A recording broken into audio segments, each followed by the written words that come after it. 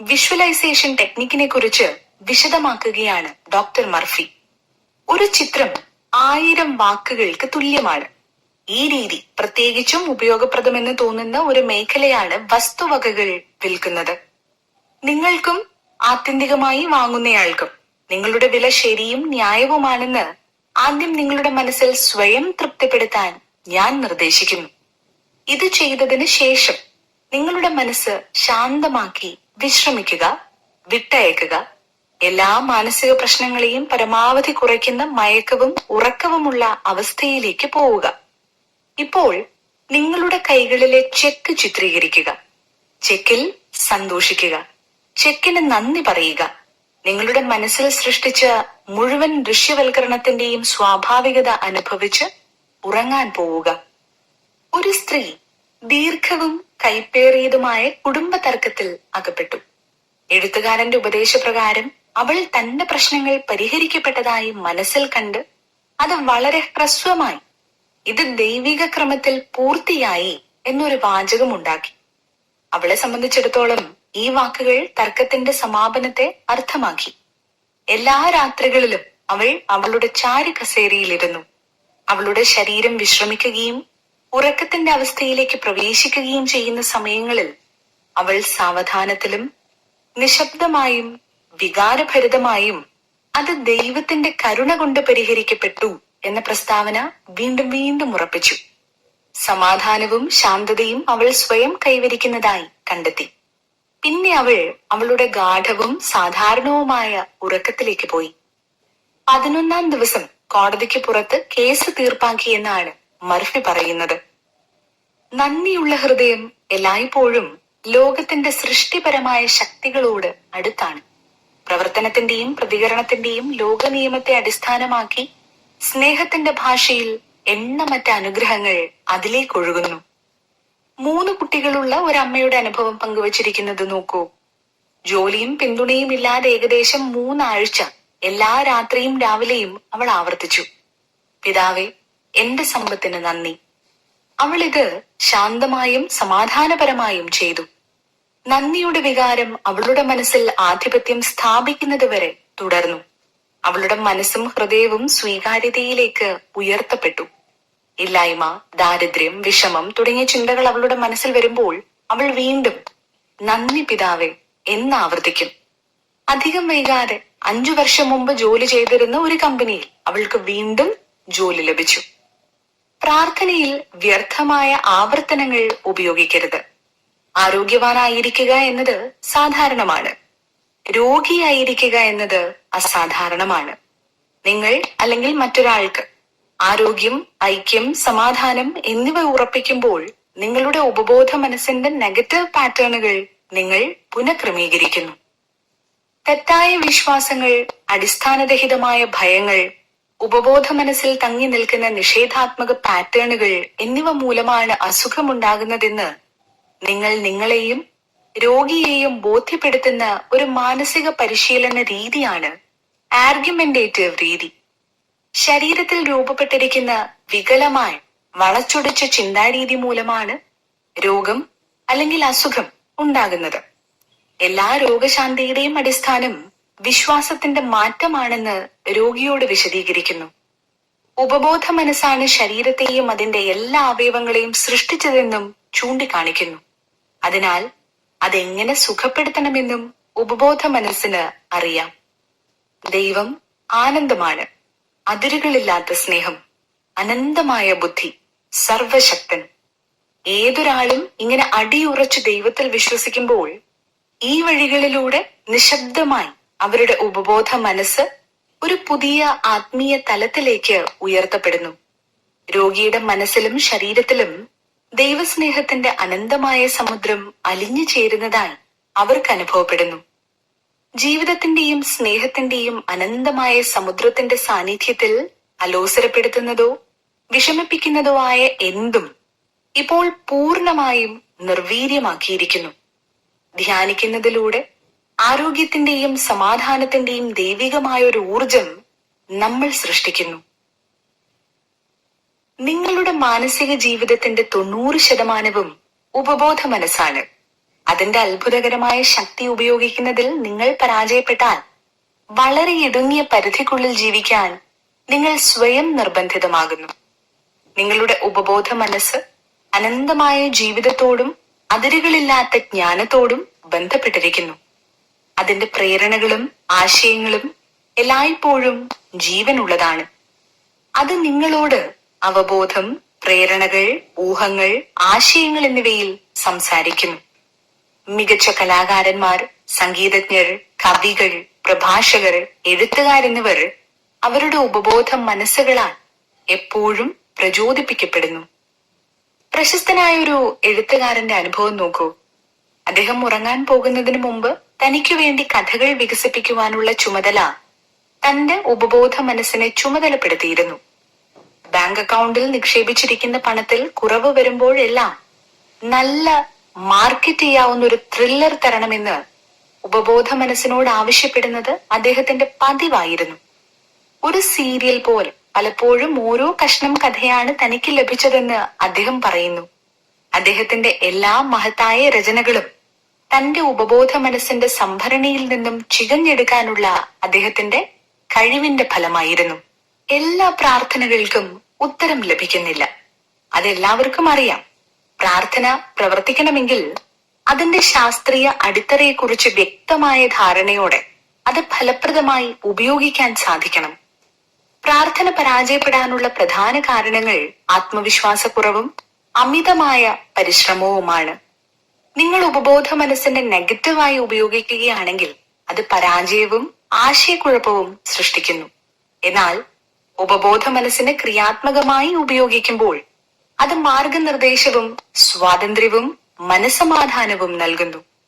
നിങ്ങളുടെ ചിന്തകൾ പോസിറ്റീവും ക്രിയാത്മകവും സ്നേഹപരവുമാകുമ്പോൾ ശരിയായ ഉത്തരം ഏത് ചോദ്യത്തിനും നിങ്ങൾക്ക് ലഭിക്കുന്നു. പ്രാർത്ഥന വിജയിക്കുക എന്നാൽ നിങ്ങളുടെ ആശയമോ അഭ്യർത്ഥനയോ സ്വീകരിക്കാൻ നിങ്ങളുടെ ഉപബോധ മനസ്സ് പ്രാപ്തമാവുക എന്നത് തന്നെയാണ്. വിശ്വാസത്തോടെയും ആത്മവിശ്വാസത്തോടെയും ചെയ്യുന്ന എന്തും നിങ്ങൾക്ക് ലഭിക്കും. നിങ്ങൾക്കായി എന്തെങ്കിലും ചെയ്യാൻ നിങ്ങളുടെ ഉപബോധ മനസ്സിനെ നിർബന്ധിക്കാൻ ശ്രമിക്കുമ്പോഴെല്ലാം നിങ്ങൾ പരാജയപ്പെടും. എനിക്കൊരിക്കലും ഉത്തരം ലഭിക്കില്ല, ഒരു വഴിയും ഞാൻ കാണുന്നില്ല, ഇത് നിരാശാജനകമാണ്, എന്തു ചെയ്യണമെന്ന് എനിക്കറിയില്ല തുടങ്ങിയ ചിന്തകൾ നിങ്ങളെ പ്രതികൂലമായാണ് ബാധിക്കുക.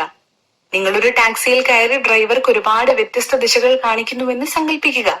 ഡ്രൈവർ ആശയക്കുഴപ്പത്തിലാകും. അതുപോലെ തന്നെയാണ് ചിന്തയുടെ കാര്യവും. എന്താണോ നമ്മുടെ മനസ്സിലുള്ളത് അത് വ്യക്തവും കൃത്യവുമായിരിക്കണം. പ്രാർത്ഥനയിൽ വിജയിക്കുന്നതിനുള്ള 3 ഘടകങ്ങൾ എന്തൊക്കെയാണെന്ന് നോക്കാം. 1. പ്രശ്നം അംഗീകരിക്കുകയോ സമ്മതിക്കുകയോ ചെയ്യുക. 2. പ്രശ്നം ഉപബോധ മനസ്സിലേക്ക് മാറ്റുക.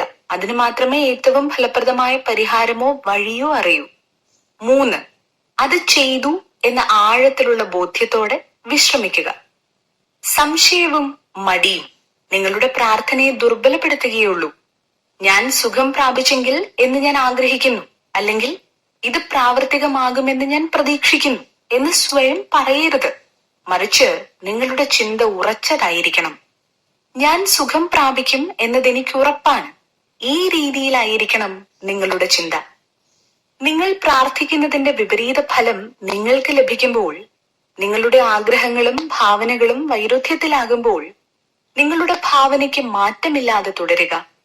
നിങ്ങളുടെ വിശ്വാസത്തിൽ അടിയുറച്ച് വിശ്വസിക്കുക. നിങ്ങൾ നിലത്തൊരു ഇടുങ്ങിയ പലകയിൽ നടക്കണം എന്ന് കരുതുക. നിങ്ങളത് എളുപ്പത്തിൽ ചെയ്യും. എന്നാൽ പലക നിലത്ത് നിന്ന് 20 അടി ഉയരത്തിൽ 2 മതിലുകൾക്കിടയിലാണെന്ന് കരുതുക. അപ്പോൾ നിങ്ങൾ അത് ചെയ്യില്ല. കാരണം നടക്കാനുള്ള നിങ്ങളുടെ ആഗ്രഹവും നിങ്ങളുടെ ഭാവനയും വൈരുദ്ധ്യത്തിലാണ്. നിങ്ങളുടെ ഭാവനയെ കീഴടക്കുന്നതിനോ അടിച്ചമർത്തുന്നതിനോ നിങ്ങൾ എത്രത്തോളം പരിശ്രമിക്കുന്നുവോ അത്രയധികം അതിന് ശക്തി ലഭിക്കും. എന്റെ പരാജയത്തെ മറികടക്കാൻ ഞാൻ എന്റെ ഇച്ഛാശക്തി ഉപയോഗിക്കും എന്ന ചിന്ത സ്വയം പരാജയം സൃഷ്ടിക്കുന്നു. പരാജയത്തെക്കുറിച്ചുള്ള ചിന്തയെ ശക്തിപ്പെടുത്തുന്നു. ഉദാഹരണത്തിന്, ഒരു പരീക്ഷയ്ക്ക് മുമ്പ് പഠിക്കാനും പഠിച്ചതൊക്കെ അവലോകനം ചെയ്യാനും നിങ്ങൾ ധാരാളം സമയം ചിലവഴിച്ചു. നിങ്ങൾ പഠിച്ചതൊക്കെ നന്നായി അറിയാമെന്ന് കരുതുന്നു. എന്നാൽ പരീക്ഷാ പേപ്പറിനെ അഭിമുഖീകരിക്കുമ്പോൾ നിങ്ങളുടെ മനസ്സ് ശൂന്യമാണ്. നിങ്ങളുടെ എല്ലാ അറിവും പെട്ടെന്ന് നിങ്ങളെ കൈവിട്ടു. നിങ്ങൾ പല്ല് ഞെരിച്ച് നിങ്ങളുടെ ഇച്ഛയുടെ എല്ലാ ശക്തികളെയും വിളിക്കുന്നു.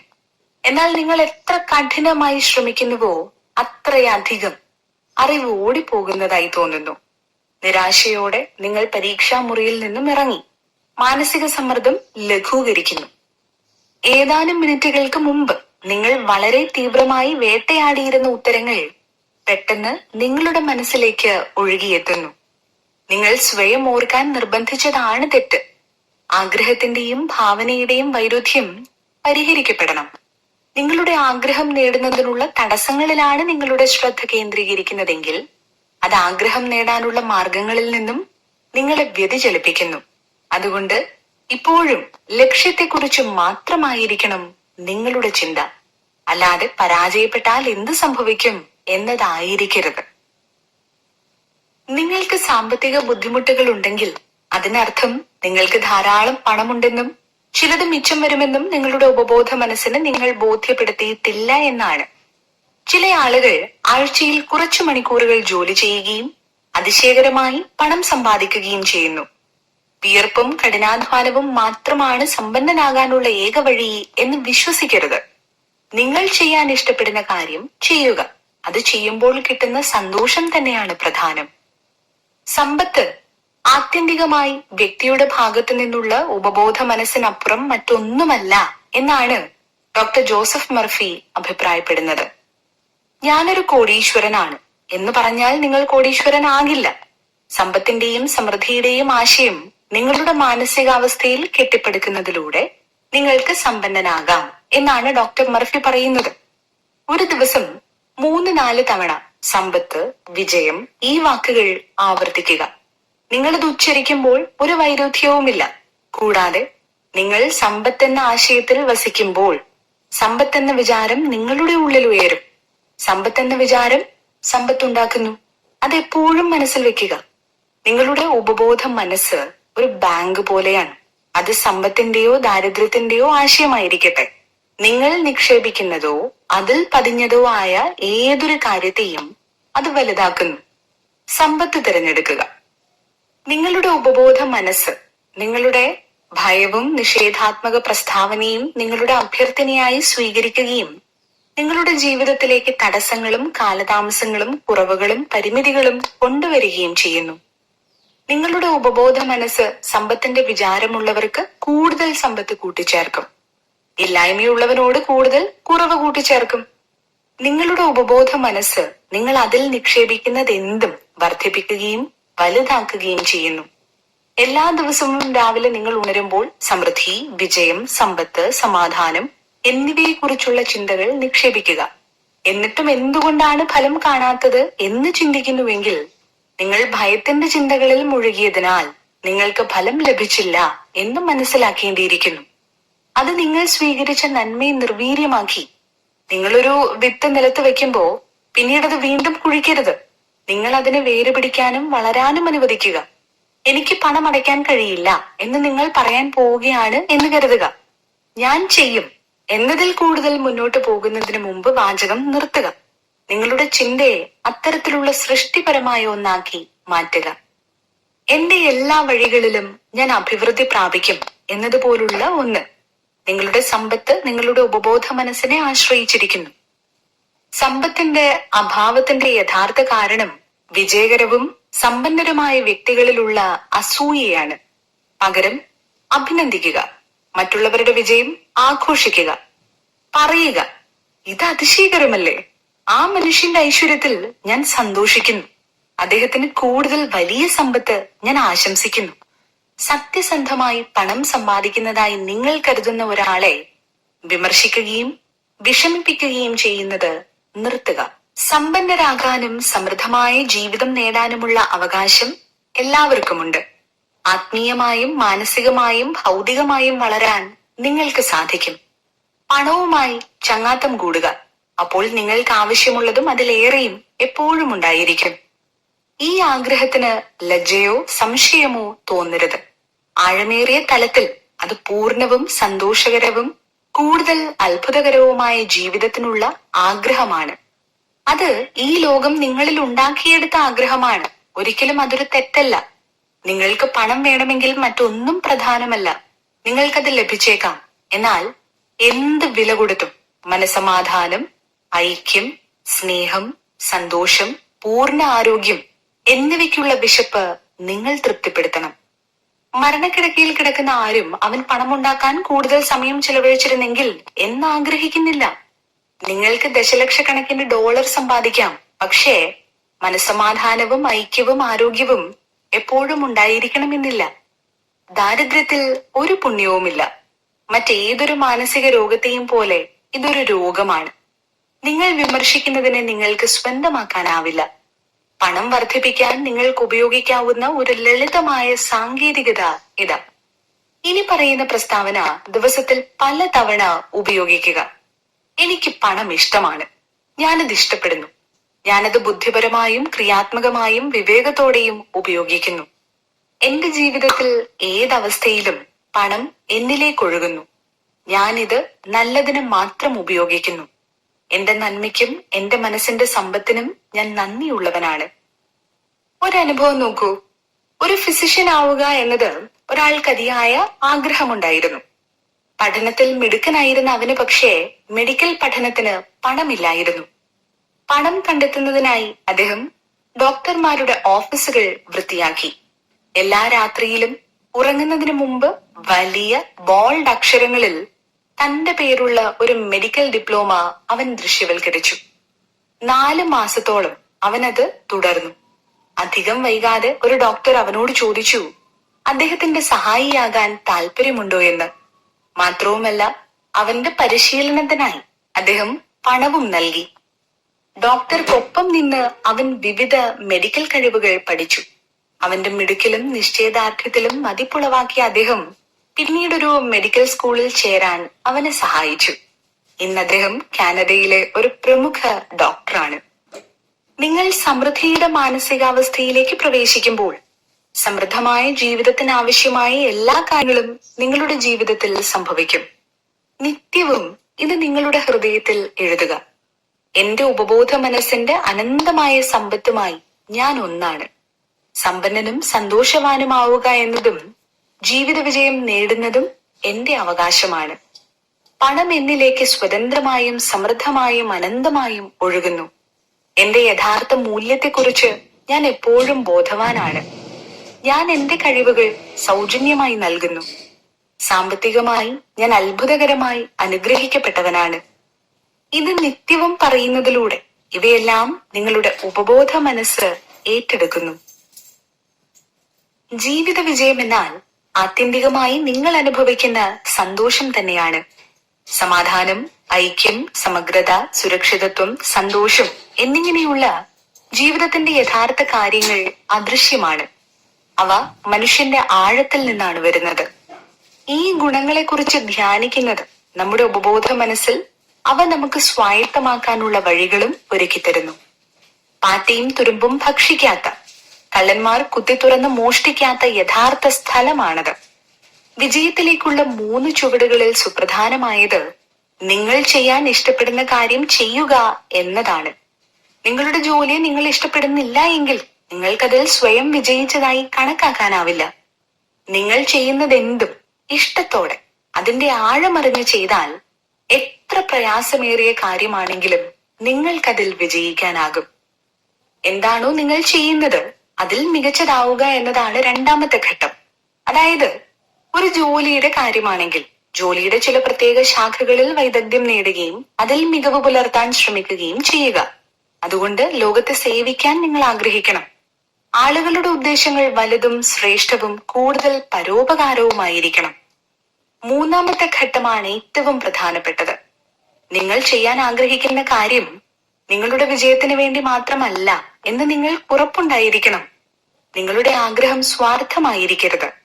അത് മനുഷ്യരാശിക്ക് പ്രയോജനപ്പെടണം. മറ്റൊരു വിധത്തിൽ പറഞ്ഞാൽ നിങ്ങളുടെ ആശയം ലോകത്തെ അനുഗ്രഹിക്കുക അല്ലെങ്കിൽ സേവിക്കുക എന്ന ലക്ഷ്യത്തോടെ മുന്നോട്ട് പോകണം. അപ്പോൾ മഹത്വമേറിയതും അനുഗ്രഹങ്ങൾ നിറഞ്ഞതുമായ കാര്യങ്ങൾ നിങ്ങളിലേക്ക് മടങ്ങി വരും. മനസ്സമാധാനമില്ലാതെ വിജയമില്ല.